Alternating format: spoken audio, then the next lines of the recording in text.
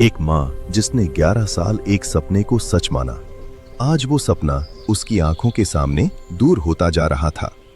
ये कहानी है एक ऐसी माँ की जिसका प्रेम खून का नहीं, भाव का था।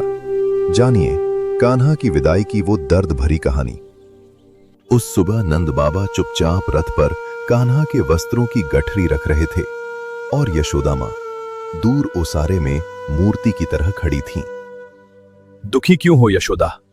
दूसरे की वस्तु पर अपना क्या अधिकार?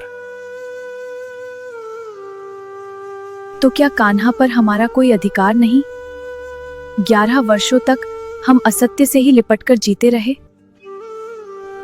अधिकार क्यों नहीं यशोदा? कन्हैया कहीं भी रहेगा तो हमारा ही लल्ला ना।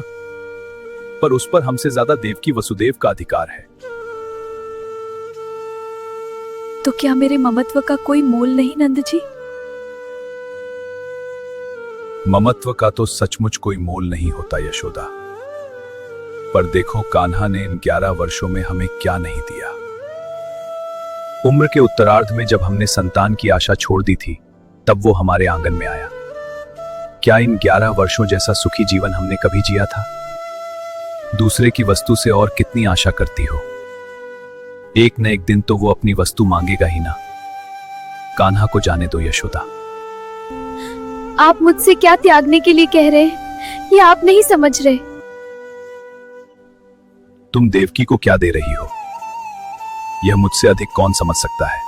आने वाले युगों में तुम्हारे जैसा दूसरा उदाहरण नहीं होगा यशोदा।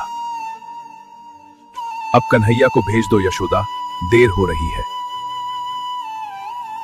एक बार उसे खिला तो लेने दीजिए। अब तो जा रहा है, कौन जाने फिर।